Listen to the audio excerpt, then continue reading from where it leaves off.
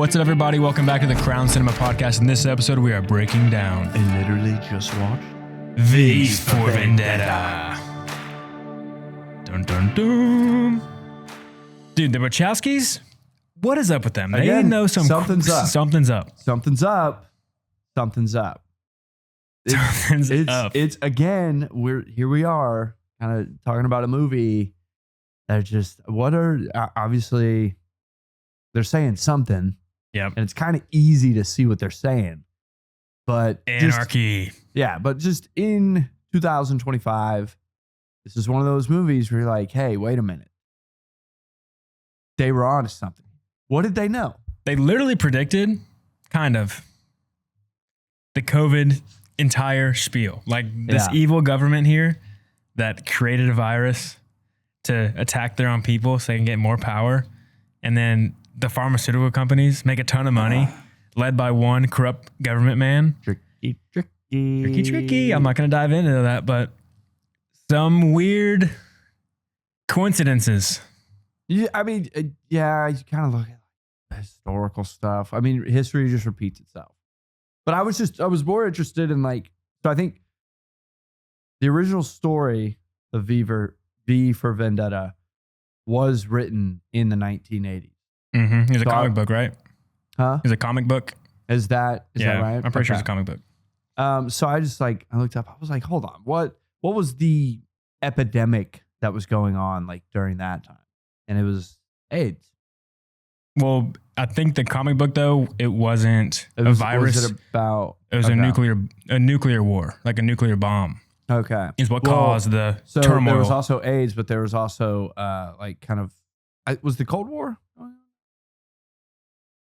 Or we need to look that up.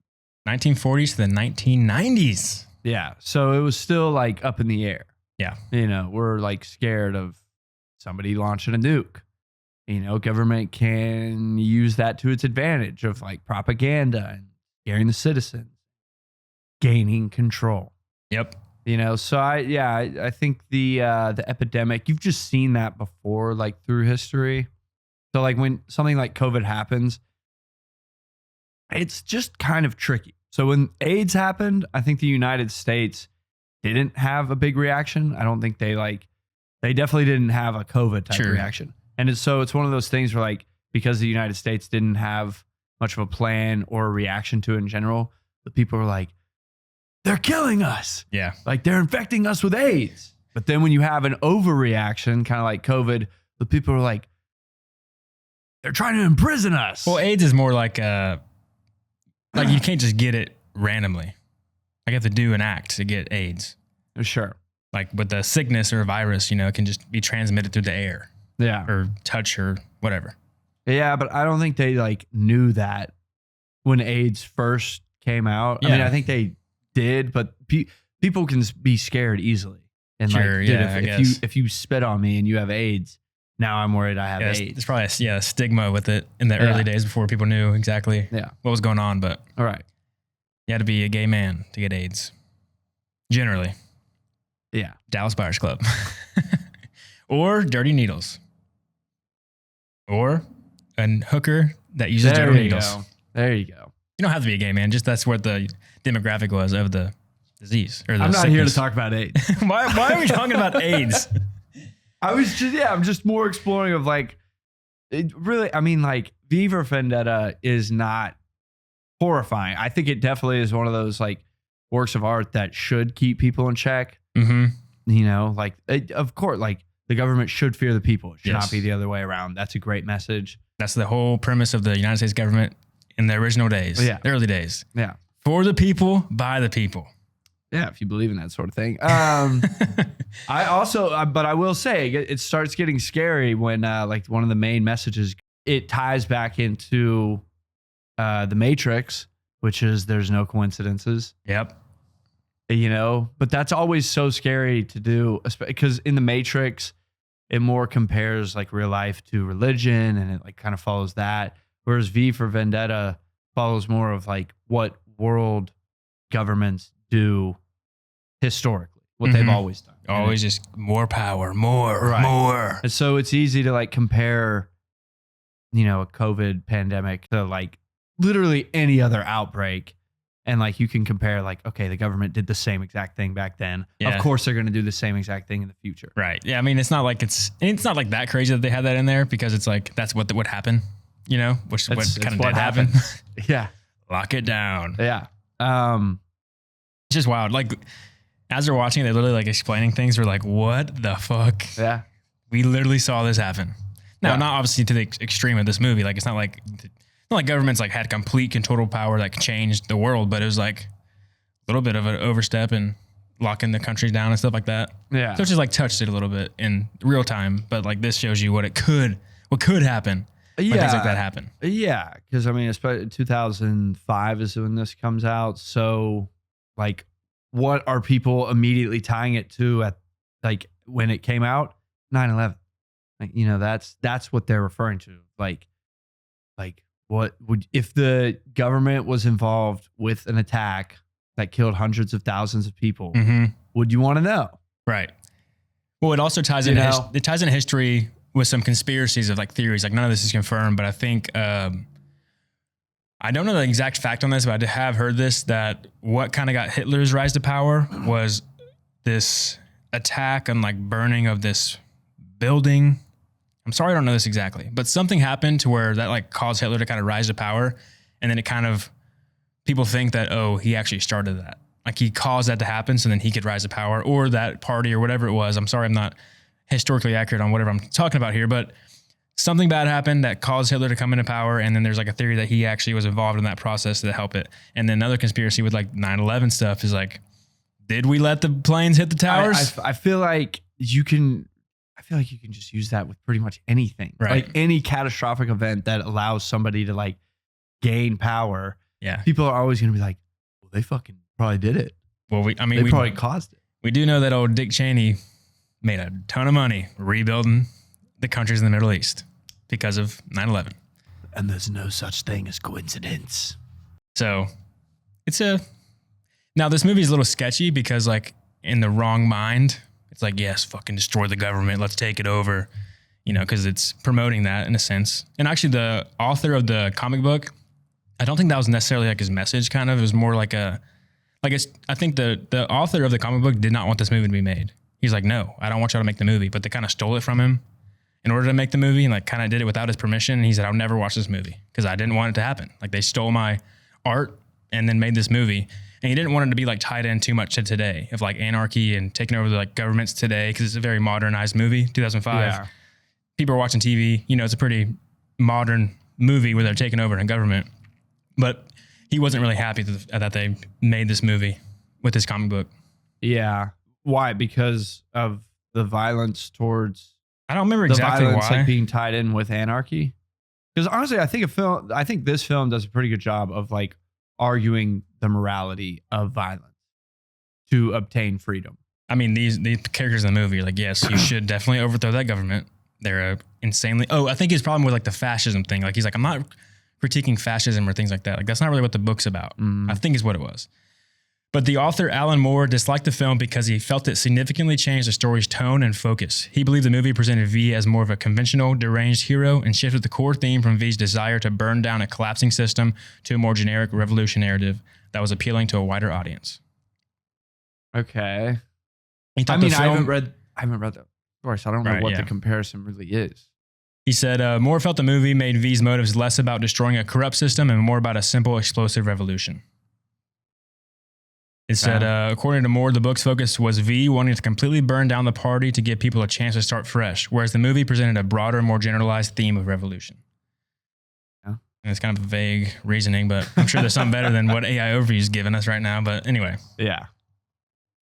Yeah, I mean, one of us probably should have like read just a little bit what he had to say, but all right. I'm here for the film. No, but yeah, like I could see, like it's a good message. Like I think like does he not change his mind there at the end where he realizes like, okay, maybe violence isn't like totally the way to go about it. Yeah, at the end, he's kind of like, I'm causing the destruction of this government, but it's not my role to do it single-handedly because he's knowing he's about to go die. So he's like, I shouldn't create a new world that I'm going to have no actual a life in. So why don't I just let the people choose what that life is going to be and let them choose if they want to destroy the system or not. It's not 100% up to me. I'm starting the revolution. I'm fighting the corruption, but let's have Evey make the decision if she wants to destroy the government so they can rebuild a new one. Yeah. Because I don't know, I feel like her character is pretty interesting because she's always kind of just a passenger, like the whole movie. Like she's kind of just with V because she has to be. Mm-hmm. And then when she escapes from him, she goes to, is that her boss? Yeah. The guy that hosts like the talk show. Dietrich is his name. Dietrich. Okay. Yeah. And then she goes there like, hide me, maybe rehire me. Yeah. And then she finds out he's pretty much in the same party as V. Mm-hmm. She's like, wait, what? And then she just has to sit there and take it. Yep.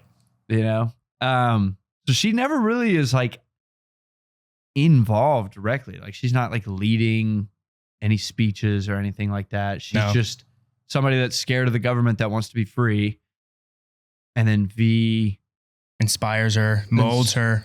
Yeah, I mean, obviously she makes like the decision at the end to do it, but I feel like more like her bigger role is what you don't see after the movie's concluded, yeah. which is she'll probably like rise up and lead the people then. There's a cool duality between the two characters of V and Evey because the opening of the movie, they're shot very similarly. Like it's literally they're both doing the same things at the beginning. Like they're both getting ready. Yeah. There's like mirror shots where they're like mirroring each other. All of it's very similar because it's kind of showing that these two are on the same kind of path together.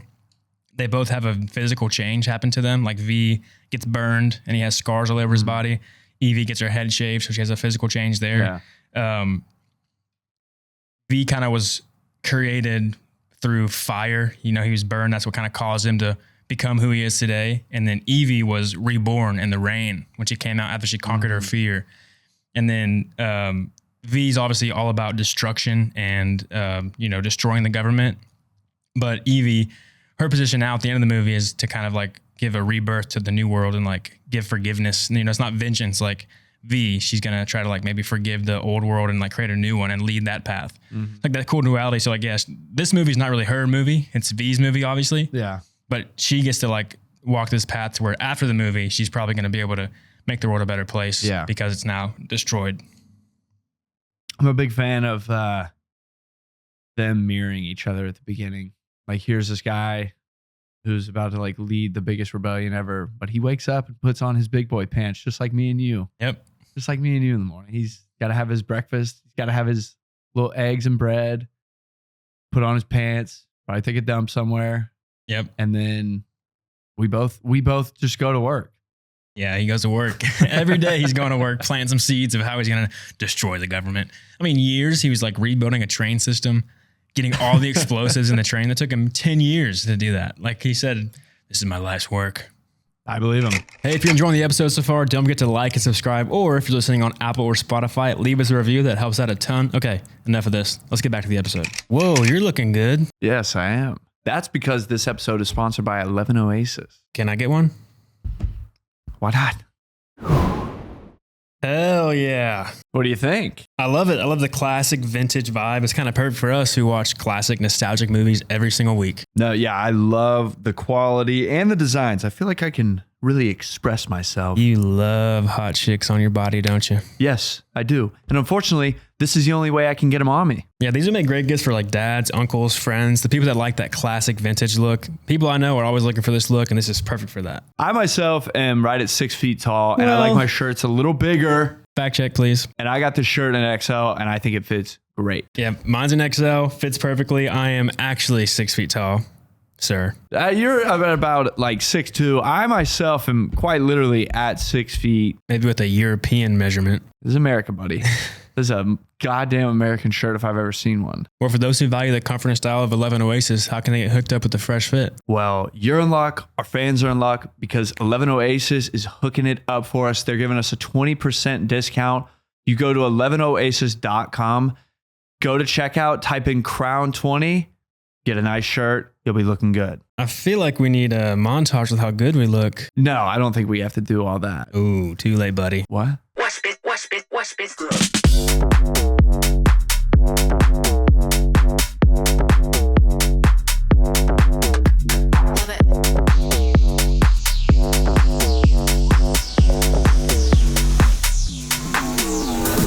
Why'd we do that? Trust me, that montage will turn that shirt into a reality. It better. Well, go to 11oasis.com and use Crown20 to get your 20% discount so you can get yourself a new classic look. I think he has super strength. I think they're kind of alluding that when he's in the lab, when they're experimenting on him, he somehow has some type of like superhuman powers. I mean, strength. Yeah, I guess.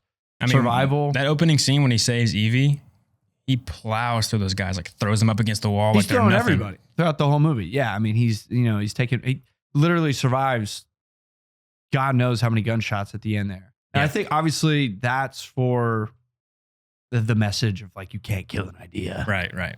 But I think it also ties back into the fact, like, he walks out of a burning building and he's on fire and like is screaming, he's strong. Nobody survives that. So I think it's kind of in there that like, yes, he does have like kind of some weird super strength from the test that they used to do.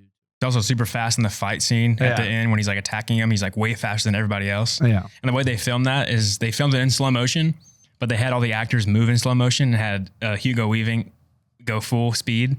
So it looks like slow motion, but like he's way faster than them because all the actors are like, while he's like, yeah. So that's how they made him look super fast in the last scene there when he's attacking him. Yeah. No, it's funny how it's like, it's, you know, it's one of those movies that has so many like layers and messages to it, but it's also a very fun action-packed movie. It is, yeah. He's just so stylish. He's a poet. He's a poet when he's talking to Evey for the first time. He's dropping all these alliterations. You're with the so V's. comfortable when he's in the scene because you know he just has full control. Yeah, it was an interesting way to go about a movie about anarchy. Something that, like, you know, you're so focused on anarchy that usually should look just way more chaotic. You don't really know what's going to happen, but you're kind of like the detective when he says like, I saw how everything is connected and I just have this feeling of, I think I know exactly how this is going to go. And the other detective is like, well, how's it going to go? He's like, I don't know. I just know that like, as it progresses, it'll make sense. Right. Yeah. Like, it's not going to surprise me. And that's pretty much how this movie goes. Mm-hmm. Everything that happens, you're like, I knew that was coming, but for some reason, this doesn't spoil how much I enjoy the movie. Yeah. Yeah. You know? Yeah. Even though V's got it under control the whole time. Yeah. You're still interested to see like, how's he going to pull it off? What's he going to do next? Yeah. And I think it's like just the way that they design the character. It's just very well done. Like, I'm thinking just in comparison, like the outside world is shown so like gray and rainy and like boring almost because, you know, that's just how it is. But then when you go to V's like underground layer / like where he lives, it's like colorful. There's endless books. There's music. There's like, beautiful paintings all over the place. Yeah. And like, this is where you'd rather be in an underground layer rather than the outside world. So it's just like kind of showing how V, while yes, he lives insane, is more so the ideal life that anybody would like look for. Mm-hmm. So just, yeah, it's well done. Cause I think that's risky. I think that's a risky, bold decision. Like making a character who's literally anarchy, but just, he's always maintaining kind of this like, no, I got it. It's all under control. He's kind of like Batman, where he just like refuses to give his identity out just so he can be a symbol. I mean, he literally at one point says vengeance, and I was like, Batman. Yeah. In a rainy, chaotic anarchy city with the mask on. He's pretty much Batman. Dressing all black. Except Batman. Batman, when he gets shot, he's like not in control in that moment. Whereas like if V gets shot, he's like, just as I planned. Yeah. Or Batman, he's like constantly having to like figure shit out. V like has everything under control. So he is like, he's almost Batman. Yeah. almost. But Batman is like always having to figure out, improvise. V, everything is just constantly going according to plan. Yeah, he's a G. Yeah. I mean, But that could be such a boring way to make a movie. I mean, he single-handedly destroyed a government. Yeah. You got to know what the fuck you're doing. Yeah. You're going to do that by yourself. Yeah. What's kind of cool about the movie is that in almost every single scene, there's a V in the background. If you watch the movie, every scene, there's like some sort of V. Now, some of them seem like a stretch where you're kind of like, I mean, is that really a V? Like all the clocks in the movie, they all are in the V fashion. And they're all in the background. Every single clock you see, V. Oh, that's hilarious. Obvious one is the fireworks. Every time the fireworks happen, it shoots up in a V. Yeah. You know, his symbol there. The boxes of masks that they deliver have like a V type of design on them. It's not like literally a V, but like they're all lines like a V. Yeah, it's like, because we just did The Sixth Sense and like the director making sure that there's always red anytime that the dead are near. They were like, dude, you can put a V anywhere. Yeah. It's not that hard to make a V. Like one of them is like a lot of the women's dress or a lot of the clothing has like a V neck type of thing. So like that's the V is like the clothing. Like, you know, you got Evey wearing a button down shirt with it open. So like there's a V there. Like that's kind of like, all right, really? But like, I think that the creators are saying like we put a V everywhere. So like every little thing is a V. That's so funny. Whenever V breaks into the newsroom to go do his broadcast towards the beginning of the movie, when he breaks in the door, you notice that like the bolt comes in and like crushes the door to make it into a V. Sir, that's ridiculous. I said make it a V. Yeah. All the TVs, every TV in the movie that you see the logo, it's a JVC TV. So V's on the TV. There's one. Getting ridiculous. The guy that defuses the bomb in the newsroom, you notice he has like a V scar on his cheek. Yeah. When the shot of the story of Valerie that Evey reads when she's in prison, the first girlfriend that she had when she like talks about her, the first girlfriend she like tells her parents about, and they're holding hands in a V fashion. Whenever Evey is in the prison, she like goes in the fetal position and her like legs curl up to become a V. Stop. Bend them more, Natalie. Obvious one is whenever V takes out his knives that like in the final attack when he moves super fast and the guys are moving in slow motion, they like come out in a V. Pretty obvious there. Evey, when she gets hit in the head, I think maybe this is at the beginning of the movie. Yeah, whenever she gets hit in the head by the guy she pepper sprays when she saves V in the newsroom. Don't you say it. The next scene you see the cut is a V on her forehead. Whenever V kills, is it McCready or Creedy? That evil guy. Peter Creedy. I was say McCready is the thing. Right. Whenever V kills Creedy and like chokes him and he falls down, the gates like kind of cover him in like V's. Like all the gates are V-shaped. You know, the metals all interwork together as a V. And then whenever V walks away after getting shot and bullet ridden, he like walks on the wall and like smears the blood on and the blood smears a V. Also a kind of a cool one. So Evey, her name, E-V, right? E is the fifth letter in the alphabet. In Roman numerals, 5 is a V. And then obviously EV, the V for V, right? What was the prisoner's name? The one that inspires like the story? Valerie. Her name starts with a V. Yes, it does. Throughout the movie, Beethoven's Fifth Symphony plays 5, Roman numeral V. Shut the fuck. And then the music that V plays after Evie's prison stint, the one they dance to, he clicks number 5, Roman numeral V. So they just peppered V's in here like he does in that opening line when he's dropping the V's everywhere. There's V's all over this movie. Yeah.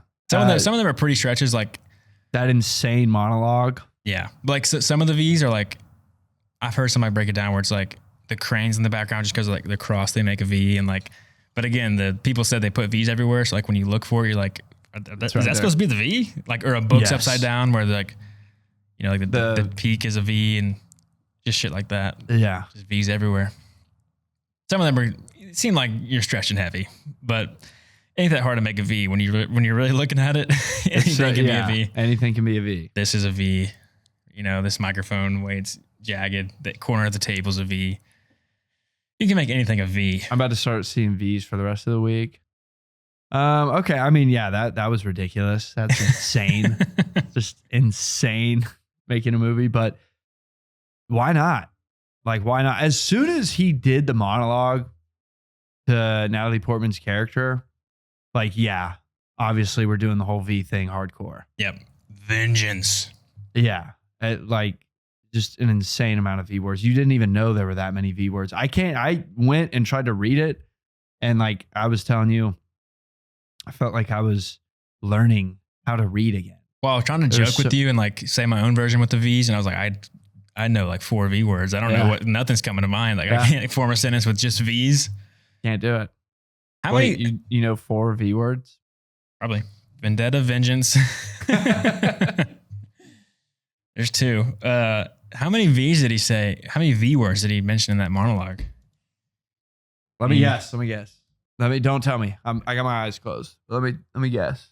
I'm gonna say 30. 30 V's. All right, I'm trying to find it. I don't know if I can find this. Okay, this says the famous opening lines of V's speech contain 19 words beginning with the letter V. The only verdict is vengeance, a vendetta, held as votive, not in vain, for value and veracity. Of such shall one day vindicate the vigilance and the virtuous. The subsequent line is also packed with V words, including verily, viciosi, I don't know, verbiage. I think it's more than 19 because he just... Bro, what? Yeah, way more than 19. Yeah. Google, once again. Fails us again. Yeah. 30 is probably a good guess. I feel like since we talked about it, we need to figure it out. Didn't you pull it up? The whole line? I'm about to look it up. Yeah. How many? No, it's still loading. Oh. Did you have it saved from before, like an earlier chat? 55. 55 V's words. So I was 25 off. Damn. 55? That's way more V words than you know. Oh, way more. 55. I mean, the writer, I wonder how to use like a dictionary to find all the V words to figure out how can I orchestrate the most V's possible in a single speech. And he didn't have Chat GPT at that time. Nope. Had to just raw dog it dictionary style. Yeah. Can you imagine? Dictionary style. What a horrifying thought. A cool detail is that the Sutler, the big bad guy, the Chancellor, the High Chancellor. Oh, yeah. The dictator ruler. If you notice, his eyes are so dilated. Yes. Like giant black voids in his eyes. Yeah. They did that on purpose to like suggest drug use because there's like that idea that Hitler was like hopped up on meth the entire time under his reign. Like you see him shaking when he's in whatever, like he's on some sports game or something. He's just fucking like tweaking heavy. Yeah. So I don't know if that's so much a theory. I feel like I feel like they know that. I think, but I don't know, honestly. Let's look this up. He just is drugs. Do they know Hitler was on meth? NPR? Psychiatrists are. Oh, you know what? Nate actually has this book. I'm going to want to read it. Blitzed? Yeah. Yeah, so this says, yes, historical research, particularly the book Blitzed, Drugs in the Third Reich by Norman Ohler, indicates that Adolf Hitler was given methamphetamines by his personal physician. I mean, he was giving some pretty hardcore speeches, kind of like the guy in this movie. I wonder if that's coincidence. No coincidences. But yeah, so they made the guy's eyes all dilated just to suggest drug use to kind of like hint to that thing of Hitler being on meth the entire time. Yeah. Yeah. I feel like you would have to be pretty messed up on drugs to kill hundreds of thousands of people. Yeah. Or you're the guy at the end who just doesn't care. If you notice in the movie, there's no body but white people in London. Which is kind of the suggesting that government like killed all the minorities. Obviously, like being gay is outlawed. Can't be a Muslim. Can't be a Muslim. Yeah. So they probably wiped out anybody that wasn't white. So it's like a fascist, racist government. It's showing what would have happened if Hitler won. Kind of, yeah. Almost, I mean, it's very Hitler-esque. Like the logos, very much Nazi vibes. Well, hold on. But the guy that ran the talk show, he had like a Nazi poster in his Chamber of Secrets. I know. What was that? That was some like British Nazi flag. What was that? Yeah, I'm not sure because that was what he's like hiding. We're so unprepared. The Coalition of the Willing Power. So in the film V for Vendetta, one of the forbidden items in Gordon's secret basement is a protest poster with the mixed US-UK flag with a swastika and the title Coalition of the Willing to Power. This is likely a reference to the real Coalition of the Willing, which was formed for the Iraq War. Okay, so it's not a real flag. Getting dicey. Not a real flag. Fake flag. Yeah. Just a prop flag. I mean, that's an insane flag if that was real. US stars, British stripes, swastika. I think that's Switzerland maybe or something. You don't know. I don't know. I don't know shit about shit. Anyway. Okay. Well, yeah, I mean, I was curious just like how that worked. I was like, wait, are they not supposed to be Nazis? Definitely. Yeah, I know. Yeah. Why add that? I don't know. I think it's interesting, like, to, like, I feel like after COVID, this was one of those movies where, like, a lot of people, especially, like, I feel like right-winged people were, like, V for Vendetta, like, tried to tell us. But I feel like if you look at when V for Vendetta came out, it was definitely more of, like, a left-wing propaganda.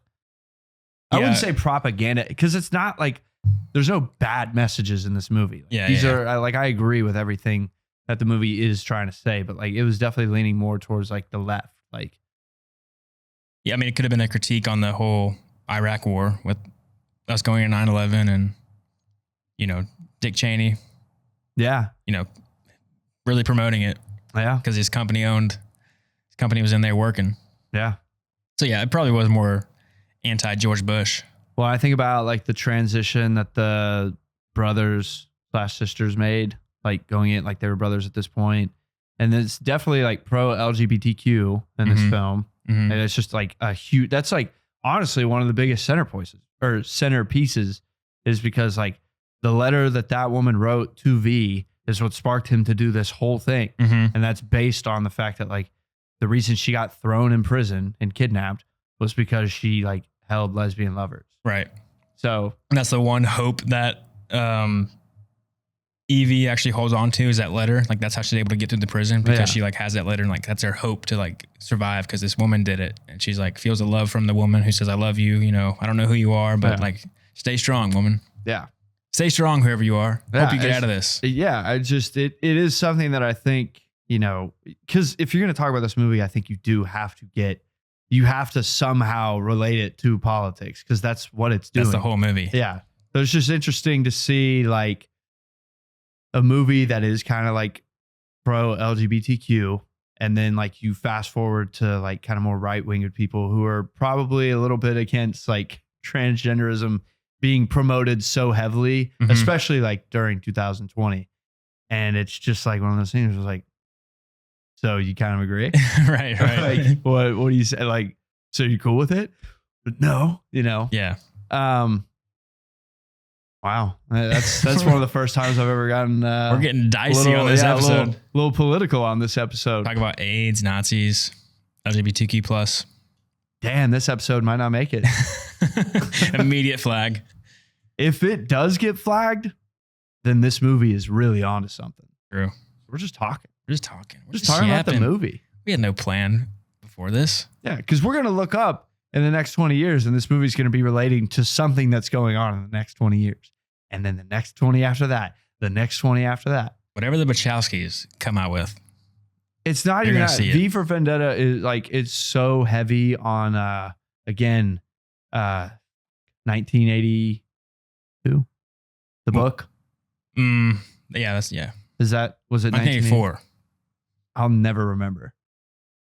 1984. Is that the Chancellor? No, that can't be right. It is. Is that the same actor? Looks like him. That looks a lot like the Chancellor right there. That is John Hurt. V for Vendetta. There's no such thing as coincidences. Truly. That's crazy. Because yeah, in 1984, they made the movie. He's the one that like gets tortured. He has to go through the whole prison endearment. just the same as Natalie Portman's character and V. Yep. So of course they made him the Chancellor. It's a crazy like twist kind of thing when you find out that V like kidnapped her, tortured her, put her in prison just so that she can conquer her fear.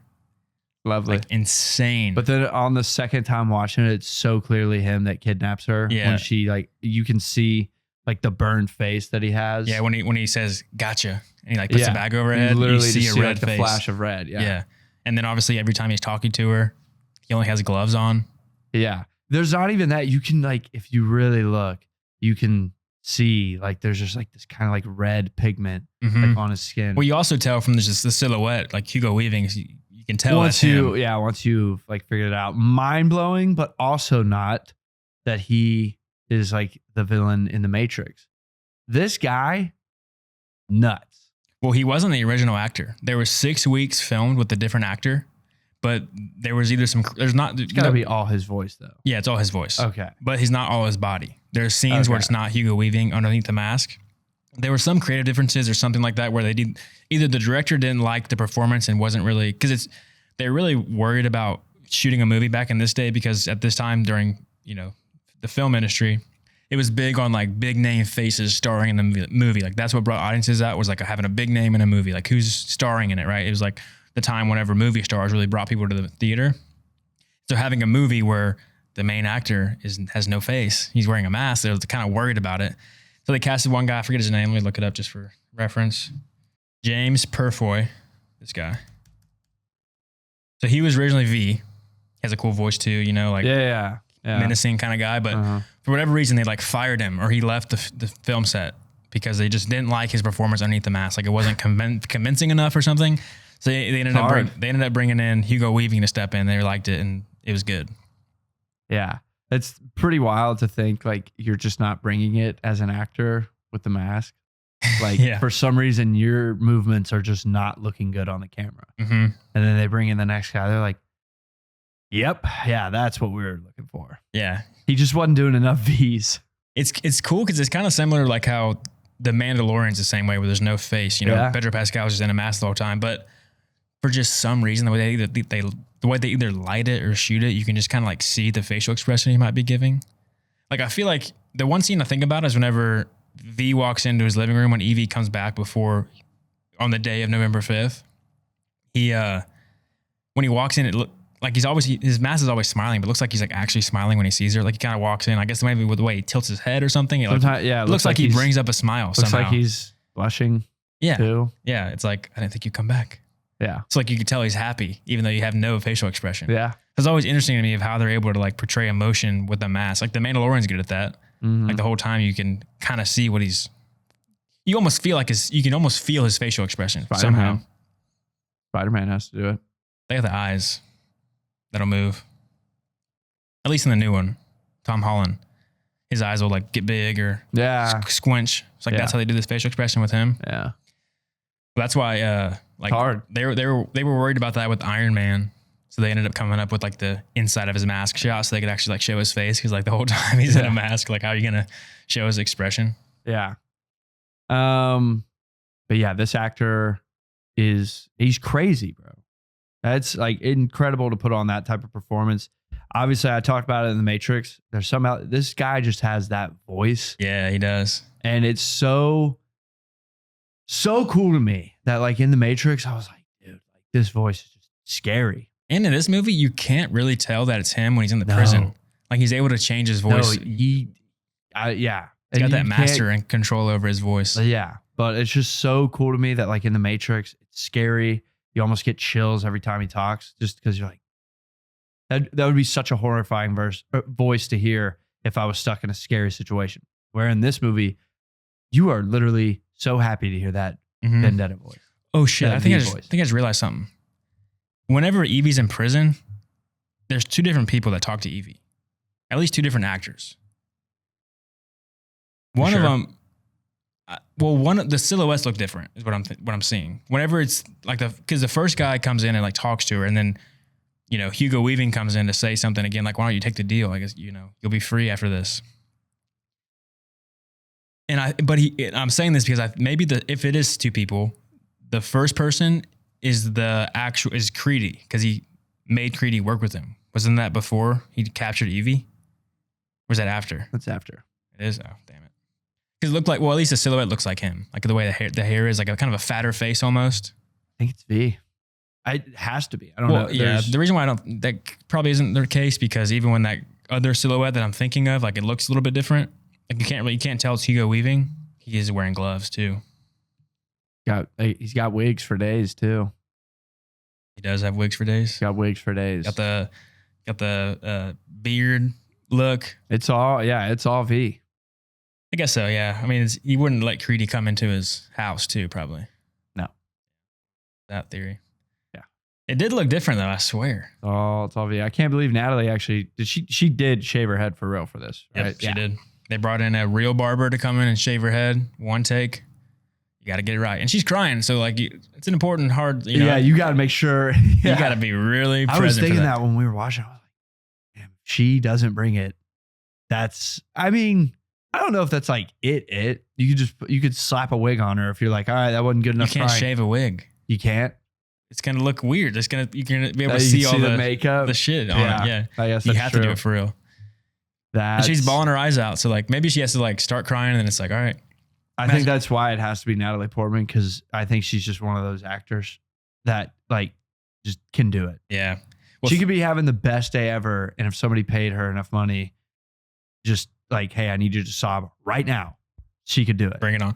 It's kind of funny. I wonder what the barber was thinking when he's like shaving her head as Natalie Portman's bawling her eyes out and he's like shaving her head. Just feels so bad that he's doing this to her. Like he has to be like prepped. Like, don't worry, I'm going to cry really. And it's going to be very believable. You're going to think that I'm really upset, but it's okay. And then she just like, no, as he's like, got to feel so bad. She might've just started sobbing for real.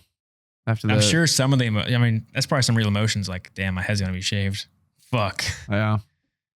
It'd take me years to grow this hair back. I love you, Natalie. You look great. Also, I can relate to. Been there before, Natalie. Honestly, after this movie, I was like, damn, I kind of want to shave my head again. Back to the bald. Yeah. She inspired me. She's looking like a little Last Airbender there. A little bit of Aang. A little Aang action. Little Aang. She really did. When she was out there staying in the rain, I was like, she's about to master all four elements. Yeah. Yeah. Politics, economy. A crazy story from the production of the set is Chad Stahelski. That was the stunt guy, the stunt man for Hugo Weaving's character for V, which is the same stunt guy in The Matrix. He's also the guy that made the John Wick movies. So he was the one that like walked out in the fire. Like he's V when he comes out of the fire, and they filmed that for real. Like it was Chad Stahelski walking through fire with only fire retardant gel and a G-string. Bro. No clothes. And so before they filmed These guys are nuts. And so before they filmed it, I think it was 15 minutes beforehand, they had to lower his body temperature to make sure he didn't burn. Like his body didn't get too hot. So they lowered his body temperature. He put on like ice cold flame retardant clothing. And then right when we took it off, they put on ice cold gel on his body. It was also, I think, -3 degrees outside when they filmed it. Then he had to walk out and just stand there in the fire.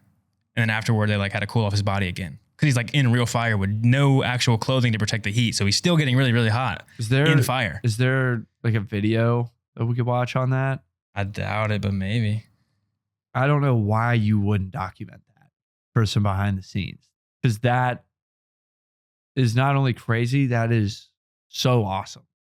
Like that's what I'm talking about. Yeah, well, there should be some behind the scenes video of that. Maybe on the DVD special. You don't got access to that one. Blu-rays. Walking through the fire, bro. That's insane. Look, because there's no clothes, right? So it's just a G-string and gel. I was kind of wondering that too. Like when I saw it, I was like, that is not fake. Yeah, that ain't look like CGI. Yeah, I was like, that guy looks like he's in the flame. Well, they did everything for real. Like the explosions of the buildings, they built models of at 1/10 of a scale of the building and then blew it up for real. What was the budget on this film?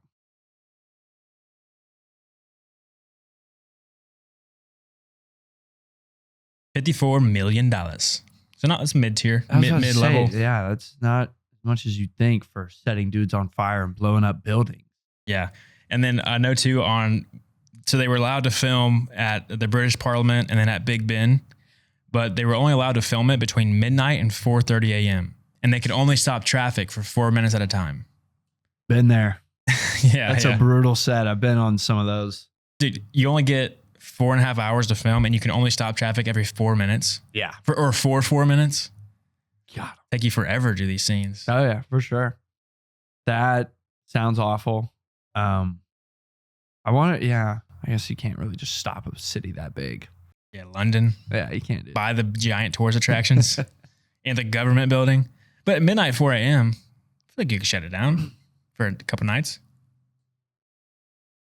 I don't really know how London's city set up, so I don't really know how the traffic would work, but Yeah, and plus, the whole movie's talking about like fight against your government. I don't know. That might have had something to do. yeah, blowing up that government building that you're filming outside of. Yeah, like in America, you could for sure get away with that. I don't know about like another country that doesn't have like the absolute freedom. Right. Yeah. Or at least that we're promised. Well, they got people going to jail for tweeting. Yeah. So making offensive tweets. Yeah. So You get arrested for that shit in the UK. It's going downhill over there. V for Vendetta. Freedom. Yep. V for Vendetta. Gotta blow it up. I wonder if you can watch this movie there. They banned it. You can't blow up British Parliament. They banned it. You messing with me? Yeah, no, I don't know. Okay. But if they banned it, that would be crazy. They might have banned it. I don't know. Nah, I don't think so. We would have known about that if they banned it. Maybe. A cool little detail, like within the movie world, is that they call the little secret police guys the fingermen. Which that scene when they're trying to rape Natalie Portman's brutal. Like what the things they're saying to her are terrible. Yeah. Like they ain't beating around the bush. They're like getting right to business. Yeah. She's like, "Oh, you're fingerman." He's like, "Now you're getting it." Like, okay, Oh, guy. so it was done on purpose. Yeah. Like, Well, the reason why they call him fingerman is because the whole structure of like the High Chancellor's government is that the High Chancellor is the head of the body. The surveillance team is the eyes and ears. mm-hmm. The media is the mouth. So like that news company's the mouth. They like spew out all the propaganda. And then Creedy's secret police, they're the hands that go and like get it. And then the inspectors, the like detectives and all that, they're the nose. Stiffen out the crime. Okay. Yeah. That's okay. So like they're That's all pretty structured as cool. like a body, All right. Yeah. I like that. That's what they call it, the fingerman. Because I like Creedy's the that. hand and he has his fingers to go and strangle and bag the anarchists I like that. or the That's good. gays. Yeah. And another thing that I noticed is like at the beginning, I'm trying to remember. I feel like leading up to, it's Evey. Mhm. I feel like leading up to Evey's reborn moment, I think this is where the switch happens. You can kind of notice like a lot of the shots are like pretty steady. I think even like just like the way the buildings are, like obviously the V's, it's just very like symmetrical, like very and so noticeable too. And then like after she's reborn, that's where you kind of start seeing like the anarchy where like, I would assume it's like more handheld cameras because it's just like way shakier after that. Like just all the crowd overfilling the lens, all that, like it's just like way more chaotic. I think it's like right after she's reborn. I don't think it like gets instantly shaky, but from that moment on, like it just starts getting a little bit more chaotic, like towards the end. Yeah, because chaos is coming. It's here. Yeah. It's, so I like that. I would assume that would be done on purpose. Yeah. Yeah. I mean, if they did it, it's definitely on purpose. Yeah. Did you notice the Matrix-esque shot in the movie? Little callback to the Matrix, sort of. Like the only one I can think of is whenever he gets hit and he like starts killing all the guys. No, it's slow the motion. beginning once V goes into the newsroom. When he walks into the newsroom, it's on his feet, just like how Neo when he walks in, when he goes to like using that. You remember like the scene when Neo walks into the security thing? They're like, "You have any metallic items?" And he's like, "I have every gun on the planet." Same thing here. V walks in and then opens up his vest and it's just bombs. Yes. So kind of like a sort of callback to the Matrix a little bit. Yeah. Let you know that these These guys were up to something. Yep. Yeah, the Wachowskis, they're all about changing the world. And a lot of symbolism. Wasn't that something we talked about on The Matrix? Like there's like a lot of crosses? Or there's a lot of Christian symbolism. Yeah, okay. There's that. I don't know what the visual one was. I don't think it was. I mean, there are crosses like in The Matrix, but just there's a lot of symbols and like lines that suggest the Christian story. Yeah. From The Matrix. This one, they were just like, all right, these. Like literally just put these in everything. Yeah. They really were focused on the details of the movie because there's like a little moment whenever they're watching the news reporter talk about the death of what do they call him? The voice of London, the guy that V kills. Like one of the first guys V kills is part of like the whole government crew. Mm-hmm. Evey recognizes that she's lying about the story, that he didn't die from natural causes like they were saying. He was murdered because they obviously lied about it because V killed him. And so she's like, oh, he's lying. Or she's lying because she like blinks a lot when she's telling a story that's fake. And you notice whenever she says he will be dearly missed, her eyes are closed when she says that line. She's like, he will be dearly missed, and then opens her eyes after she says it. So like you just know everybody hated him. The people want the uprising. Yeah. But I mean, they were putting V's everywhere, at least trying to put it in every single shot. I think the idea is like it's in every shot. I don't think that's 100% true, but it's definitely prevalent the whole time. So they were focused on them details. Yeah. Well, another detail is that like Valerie's little story, whenever Evie's reading the letter and it flashes back to Valerie's whole story. She says she's an actress, and she, when she's walking through the movie set, the crew in the background is the real production crew of V for Vendetta. Really? They weren't actors. They like included the real crew into the scene. Oh, that's pretty sick. So the people on the camera and the crew, like that was who was working on the movie. All right. So like they kind of gave him a nice little shot in the scene. Nice. Yeah, that does not happen. No, they get no love. Yeah. They get a couple small text names at the very end of the movie for all their labor. Yeah, love it. That's really cool. Respecting the people. Okay, another crazy thing with the movie, the whole domino scene whenever V sets up the giant domino thing and knocks it over, and it shows the V. Yes, it is shaped like a V. That's not the fault. I know. Did you notice there was a V? Yeah, how sick is that? Well, maybe a V thing there, like a silly one, is whenever the dominoes hit the last one perfectly. Stop. That's a V. That's upside down V. But no, it took 200 hours and 4 professional domino builders. 200 hours. No. Hold on. What did you just say? 4 professional domino builders? Yeah. Domino is an art form.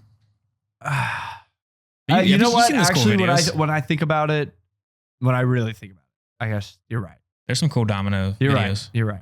Professional domino builder. That's my new dream in life. Yeah, I mean, if you just, that would be so nice if you were just 5 years old and you tipped over some dominoes and you're like, yep, yeah, I could do that forever. This is my life now. Yep, then that's that. But it took them 200 hours and over 22,000 dominoes for that scene. Did they do it in one take? You have to. 22,000 dominoes, 200 hours. They're not resetting that. You got to get it again. Oh, brother. Okay, now you know what? Now that you're saying it, yeah, you have to be a professional to do that.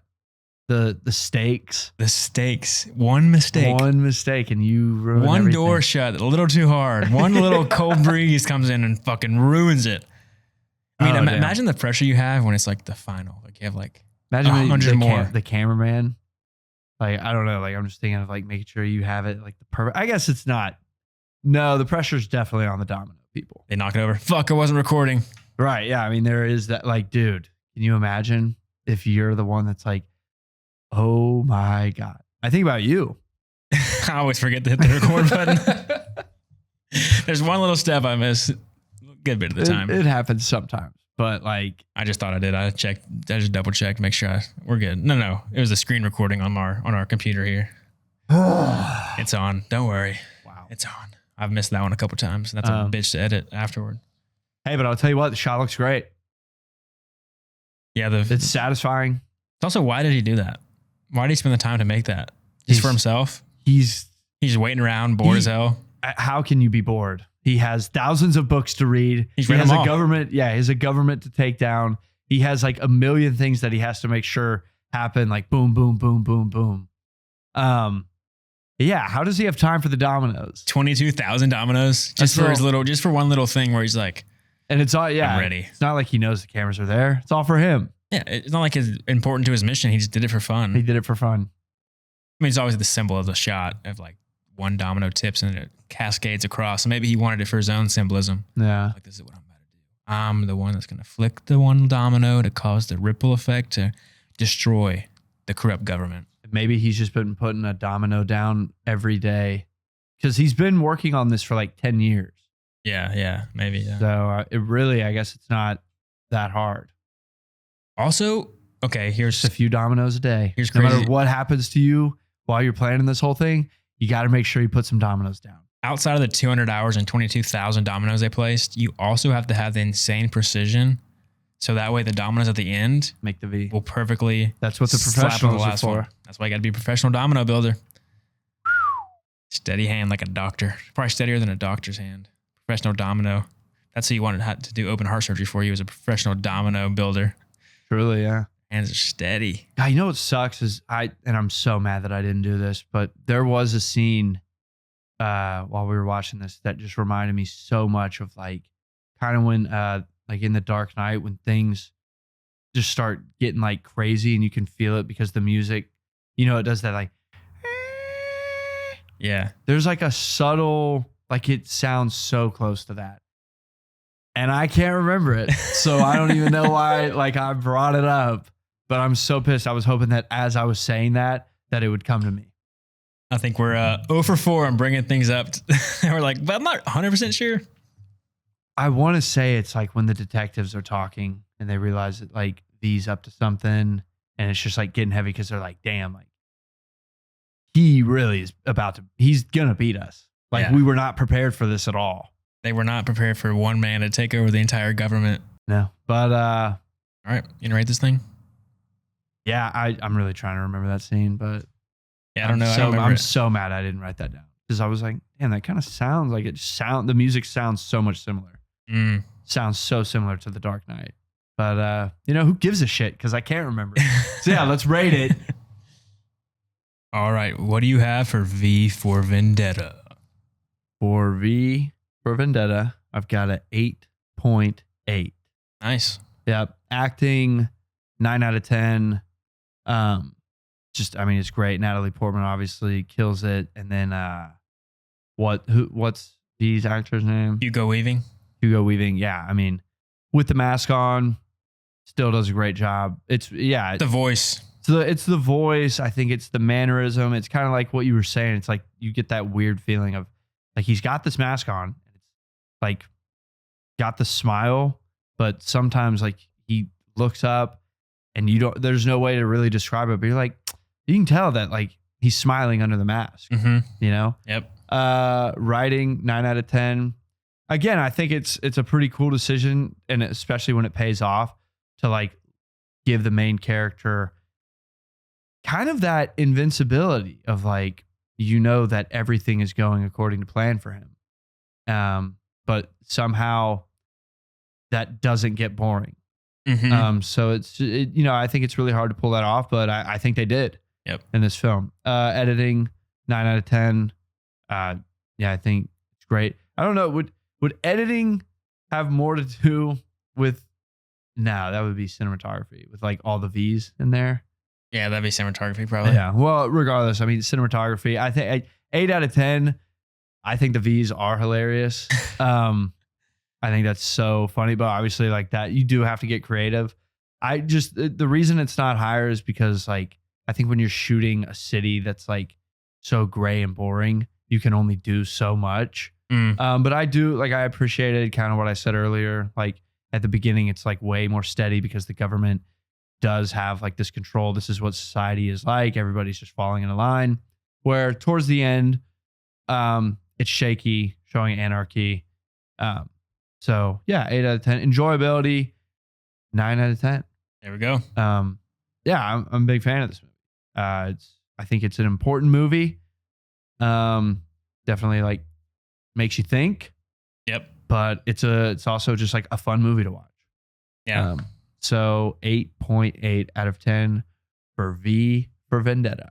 I have an 8.2 out of 10. Acting, 8 out of 10. I think it's solid acting all around. You obviously can't. The voice is really good, but like you can't really see what Hugo Weaving is doing. But again, I do agree with what you're saying about how it's a weird thing because it's like, okay, like he had to step up the acting because of the fact that he can't show his face.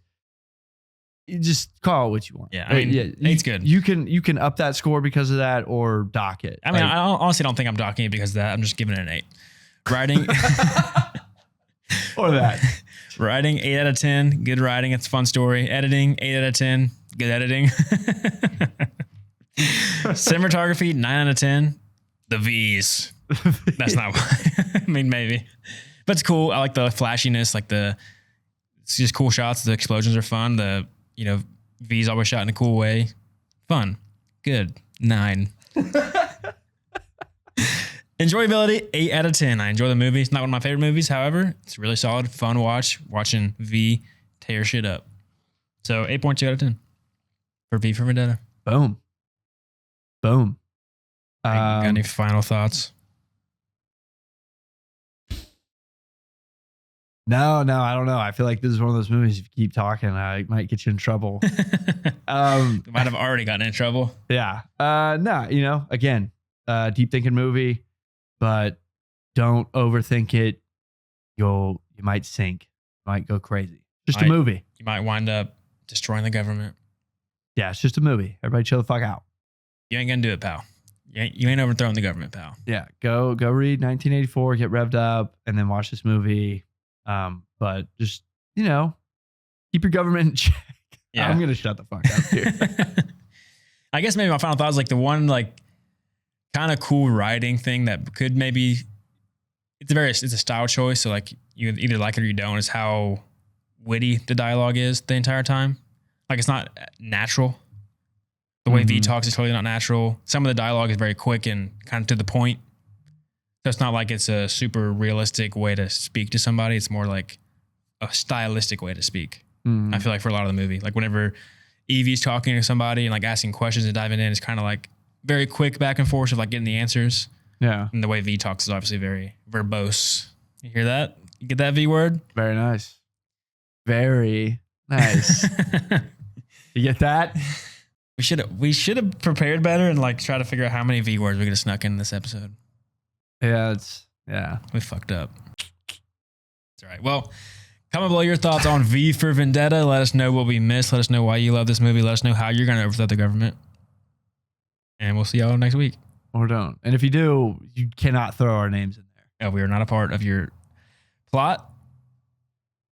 We're just not. We're just two dudes. We're two dudes talking about a movie that we just watched. Can't overemphasize that enough.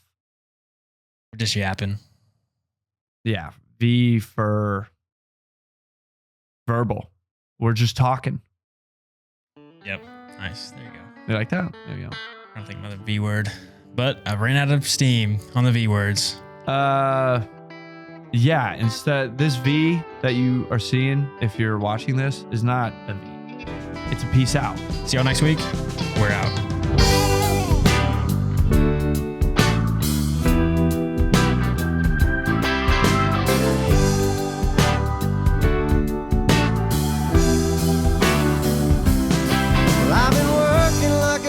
Trying to buy my next meal. Seems all I do is drive. And when the boss man sends my next check in the mail,